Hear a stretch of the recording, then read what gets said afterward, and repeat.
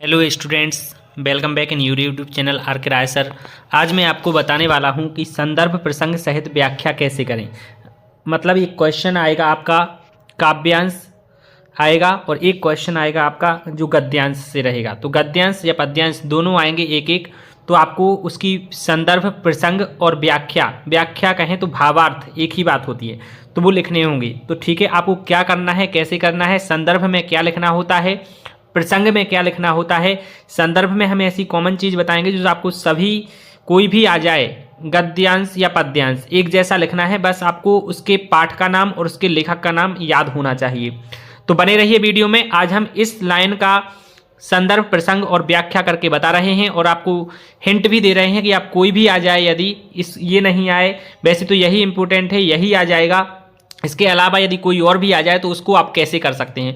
तो बने रहिएगा वीडियो में। चलिए शुरू करते हैं हम अपनी हैंड राइटिंग से। तो देखिए स्टूडेंट्स, आप देख रहे हैं तीसरे नंबर का हम आपको व्याख्या करने वाले हैं। तो आपको ये तीसरे नंबर का जो काव्यांश है, जिसको पद्यांश भी कहते हैं, वो आप देख पा रहे हैं। नाथ शंभु धनु भंज निहारा, हो यही को एक दास तुम्हारा, आयसु काह कहिय किन मोही, सुनि रिसाए बोले मुनि कोही, सेवक सो जो करे शिवकाई, अरि करनी करी करिय लड़ाई, सुनहु राम जो ही शिव धनु तोरा, सहस बाहु शम से रिपु मोरा। तो ये चार पंक्तियां यहाँ दी गई हैं आपकी क्षितिज से भाग 2 से। तो इसको हमें कैसे लिखना है, कैसे संदर्भ लिखें, कैसे प्रसंग लिखें। मान लीजिए ये प्रश्न क्रमांक 21 पे आया है, तो आपको कैसे इसका लिखना है। देखिए यहाँ पे ब्लैक पेन से आपको सुंदर हैंड राइटिंग में आपको लिखना है। सबसे पहले आपको बीचों बीच डालना है प्रश्न क्रमांक, जो भी प्रश्न क्रमांक हो, 20 है, 21 है, 22 है, जो भी है वो आपको डालना है। जैसे मान लो 21 है या 20 है तो या 18 है, तो हम 18 डाल देते हैं। प्रश्न क्रमांक 18 का उत्तर आपको सुंदर हैंड राइटिंग में ऐसे लिखना है और फिर आपको यहाँ पे स्केल से लाइनिंग भी कर देनी है। ठीक है, यहाँ पे अब आपको अच्छे से हेडिंग बनानी है और सबसे पहले लिखना है संदर्भ। ठीक है, आपको राइटिंग पे विशेष ध्यान देना है। आपको पता है कि मैं मोबाइल पकड़ता हूं तो राइटिंग ध्यान नहीं दे पा रहा। ठीक है, तो संदर्भ लिखना है। इसके आगे आपको संदर्भ में ब्लू पेन का यूज करना है। अब ब्लू पेन से आपको क्या लिखना है, तो आपको ब्लैक और ब्लू दोनों पेन का यूज करते चलना है समय समय पर। तो आप क्या लिखेंगे कि प्रस्तुत पद्यांश, जो कविताएं हैं उनको पद्यांश बोलते हैं। प्रस्तुत पंक्तियां लिख दो या फिर सीधा। ठीक है, प्रस्तुत पंक्तियां हमारी पाठ्य पुस्तक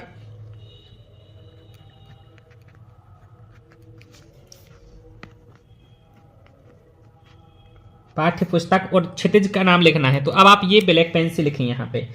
ठीक है, क्षितिज भाग 2।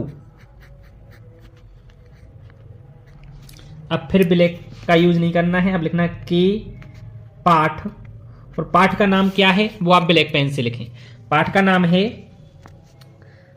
राम लक्ष्मण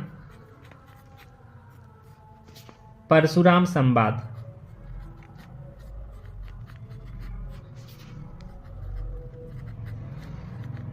ठीक है, इसको भी आप इन्वर्टेड कॉमा में इन्वर्ट कर दें, संवाद। अब ब्लैक पेन से आपको पाठ का नाम लिख दिया आपने, तो अब आपको लिखना है से ली गई हैं, इतना आपने लिख दिया। इसके पश्चात आपको लिखना है जिसके कवि या रचनाकार लिख दें, जिसके कवि तुलसीदास जी हैं। तो आपको ब्लैक पेन से लिखना है नाम तुलसीदास जी। ठीक है, कॉमा लगा देना है जी और हैं लिख देना है आपको ब्लू पेन से। यदि आप ऐसा लिखते हैं तो बहुत ही अट्रैक्टिव लगेगा, बहुत ही आकर्षक लगती है, जांचने वाला खुश हो जाता है। और यदि आपको लग रहा कि मैं कहाँ ब्लैक करना कहाँ ब्लू, तो पूरा ब्लू से लिखें। फिर आप ये हेडिंग सिर्फ ब्लैक से डालें और पूरा फिर नीले पेन से लिखें। ठीक है, ये तो हो गया हमारा संदर्भ। तो संदर्भ में आपको क्या लिखना है, ये चीज तो कॉमन जो नीले पेन से लिखा है वो आपको सब में एक जैसा लिखना है, बाकी काले पेन वाला बदलना है। यदि कोई और लाइनें आ गई तो उसके पाठ का नाम कुछ और होगा, उसके लेखक का नाम कुछ और होगा कवि का, तो वो बदल जाएगा। बाकी आपको ये प्रस्तुत पंक्तियां हमारी पाठ्य पुस्तक क्षितिज भाग 2 के पाठ, यहाँ तक तो एक जैसा लिखना है, ठीक है। फिर यहाँ पाठ का नाम बदल जाएगा यदि दूसरी लाइन आई, और यहाँ लेखा के कवि का नाम बदल जाएगा, ठीक है। तो आई होप आपको क्लियर समझ में आ गया होगा संदर्भ। अब हम बात करते हैं प्रसंग की। तो हम ब्लैक पेन से एक लाइन छोड़ करके और सुंदर हैंड राइटिंग में डालेंगे हेडिंग प्रसंग। प्रसंग क्या कहलाता है, किसके बारे में उसमें चर्चा की गई। तो प्रसंग में हमें वही लिखना है जैसा कि यहाँ पर देखो, आप लाइनों में देख पा रहे होंगे कि नाथ शंभु धनु भंजन हारा, हो यही क्यों एक दास तुम्हारा। तो यहाँ राम जी परशुराम जी से कह रहे हैं कि शंभु धनु को तोड़ने वाला, मतलब शंकर भगवान के धनुष को तोड़ने वाला कोई आपका ही दास हो सकता है। मतलब जो परशुराम को गुस्सा आया है उसको शांत करने का प्रयास श्री राम जी द्वारा हो रहा है। तो हम यहाँ पर कर सकते हैं, ये नीले पेन से लिखेंगे प्रसंग में कि प्रस्तुत पंक्तियों में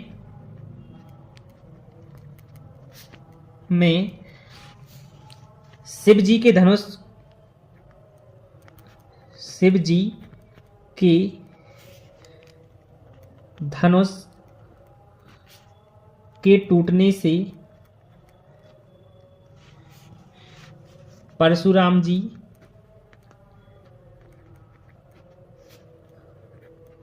क्रोधित हैं और भगवान राम उनको शांत करने का प्रयास कर रहे हैं, करने का प्रयास कर रहे हैं, ठीक है। तो ये इसमें चल रहा। तो प्रसंग का मतलब होता है टॉपिक, ठीक है। क्या टॉपिक है, टॉपिक का नाम आपको लिखना होता है। तो आप अपनी भाषा में, जरूरी नहीं है कि जैसा मैंने लिखा वैसा ही लिखें, आप अपने अनुसार उसको समझें और अपनी भाषा में लिख सकते हैं। अब आपको लिखना है भावार्थ या व्याख्या। तो आप यहाँ पर हेडिंग डाल दें, यदि पेपर में लिखा है भावार्थ तो आप भावार्थ लिख दें, ठीक है। और व्याख्या लिखा है तो आप व्याख्या लिख दें ब्लैक पेन से, और यहाँ पे आपको लिखना है। तो अब आपको ये हर एक लाइन का अर्थ लिखते जाना है। जैसे इसमें लिखा है नाथ शंभु धनु भंज नहारा, हो यही केउ एक दास तुम्हारा। तो आपको लिखना है राम जी कहते हैं, राम जी कहते हैं कि शिव जी के धनुष को तोड़ने वाला,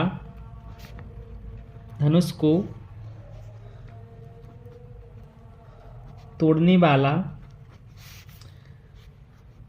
कोई आपका ही दास हो सकता है, कोई आपका ही दास होगा, ठीक है, ऐसा लिखें। फिर अगली लाइन है आये सुकाह कहिए किन मोही, सुन रिसाई बोले मुनि को ही। तो वो कहते हैं आज्ञा कीजिए, उसको क्या करना है, आज्ञा कीजिए उसका क्या करना है, क्या करना है, ठीक है। तो इस टाइप से आगे अब फिर परशुराम जी कहते हैं, ठीक है। इसके बाद परशुराम जी कहते हैं, क्या कहते हैं कि सेवक यहां देखो लिखा है सेवक सो जो करे सेवकाई। सेवक वो होता है जो सेवा करे। कहते हैं कि सेवक, थोड़ी राइटिंग आपको ध्यान देना है, मेरी राइटिंग उतनी खास अच्छी नहीं है, आपको अच्छे से लिखना है, ठीक है। मैं जल्दी में लिख रहा हूं और यहाँ पे लिखने में परेशानी भी आ रही कि सेवक वह होता है जो सेवा करे। और यहां आगे लिखा है अरि करनी कर करिए लड़ाई, ठीक है। अरि मतलब होता है दुश्मन, शत्रुवत काम करके लड़ाई नहीं करता। शत्रुवत मतलब दुश्मन की तरह कार्य करके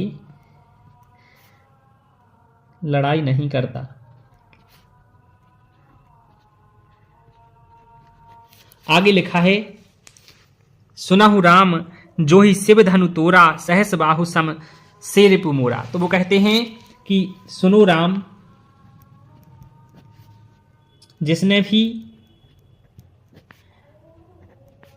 शिवजी का धनुष तोड़ा है, शिवजी का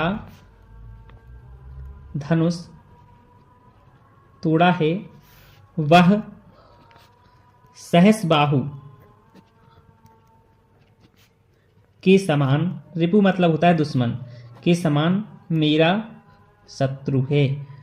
तो ये हो गई व्याख्या, चारों लाइनों की हमने व्याख्या लिख दी। ठीक है, तो इस प्रकार आपको आई होप क्लियर समझ में आया होगा कि ऐसे आपको सुंदर हैंड राइटिंग में व्याख्या करनी है। तो जल्दी से समझ लीजिए और राइटिंग का विशेष ध्यान रखें। और लिखने का तरीका ये है, आपको संदर्भ लिखना है, प्रसंग लिखना है और भावार्थ लिखना है। ठीक है, तो इसी प्रकार से आप गद्यांश की भी संदर्भ प्रसंग सहित व्याख्या कर सकते हैं। व्याख्या और भावार्थ एक ही होता है, मैं बार बार कह रहा। चलिए मिलते हैं नेक्स्ट वीडियो में, तब तक के लिए जय हिंद, वंदे मातरम।